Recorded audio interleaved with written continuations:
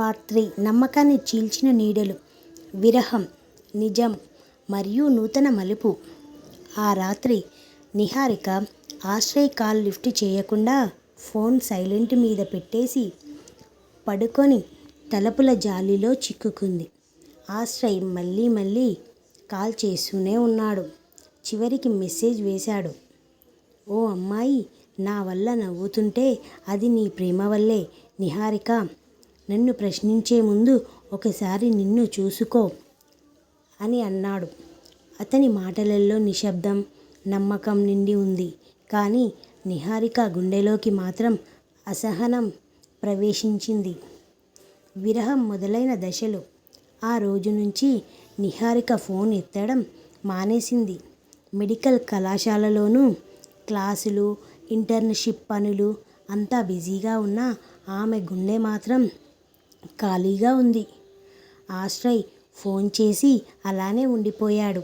అతని చొక్కా గుండెల దగ్గర రెప్పి వేసినట్టుగా ఉంది. ఫ్రెండ్ సూర్య వచ్చి కూర్చుని అడిగాడు, ఏం జరిగింది? మీ ఇద్దరూ విడిపోతారా? ఆశ్రయ్ కన్నీటి గ్లాసులో చూస్తూ, నిజం తెలియకపోతే మనిషే మారిపోతాడు సూర్య.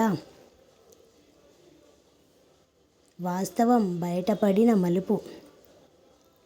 ఒకరోజు హాస్టల్ నుంచి బయటకు వెళ్తున్న నిహారిక తలకు హెల్మెట్ వేసుకుంటూ బయటికి వచ్చింది. అప్పుడు అక్కడే ఎదురుగా నిల్చున్న ఒక అమ్మాయి నిశ్శబ్దంగా వచ్చి ఆమె చేతిలో ఒక పెన్ డ్రైవ్ పెట్టి ఒక మాట చెప్పింది. మీకు గనక నా వీడియోలు నచ్చితే లైక్ చేయండి, షేర్ చేయండి, సబ్స్క్రైబ్ చేయండి. మరిన్ని వీడియోల కోసం నా ఛానల్ని సపోర్ట్ చేయండి. మీరు చేసే ఒక్క సబ్స్క్రైబ్, ఒక్క లైక్ నాకు ఎంతగానో ఉపయోగపడుతుంది. మీరు చూసినది ఫేక్ వీడియో. నేను ఆ వీడియోలో ఉన్న అమ్మాయిని. అతను నాకు నా సోదరి గురించి అడిగాడు. దయచేసి నిజం తెలుసుకోండి. ఆమె అలా వెళ్ళిపోయింది. నిహారిక ఒకసారిగా కదలలేకపోయింది. గుండెలో వేదన, సిగ్గు, భయం అన్నీ కలిసిపోయాయి. పెన్ డ్రైవ్ని తీసుకొని హాస్టల్లో ప్లగ్ చేసి చూసింది. అందులో అసలు వీడియో ఉంది. తల్లి వైద్యం కోసం కోరిన అమ్మాయికి ఆశ్రయ్ సహాయం చేస్తూ మాట్లాడుతున్న దృశ్యం. సునీల్ ఎడిట్ చేసి దృశ్యం అబద్ధమని స్పష్టంగా తెలిసింది. నిహారిక గుండెలో లేచిన నిగూఢమైన తాపత్రయం. ఆమె డైరీ తీసుకొని రాసింది. నమ్మకాన్ని నేను చెక్కింది కాదు, నీ మీద పెంచుకున్న అనుమానమే చీల్చింది. నువ్వు చెప్పకుండా సహనం చూపావు, కానీ నాకేమైంది? తదుపరి రోజే హాస్టల్ నుంచి బయటికి వచ్చి నేరుగా ఆశ్రయ్ ఉంటున్న కాఫీ షాప్కి వెళ్ళింది. లోపల అతను ఒంటరిగా ఉంటూ కాఫీ గ్లాస్ చూస్తున్నాడు. ఆమె గట్టిగా, నన్ను క్షమించగలవా ఆశ్రయ్ అంటూ అరిచింది. ఆశ్రయ్ లేచి నిలబడి ఆమెను దగ్గరికి తీసుకున్నాడు. నువ్వు నా గుండె వేదనని అర్థం చేసుకున్నావంటే చాలు. ప్రేమ అనేది నమ్మకపు పునాది మీద నిర్మించాలి.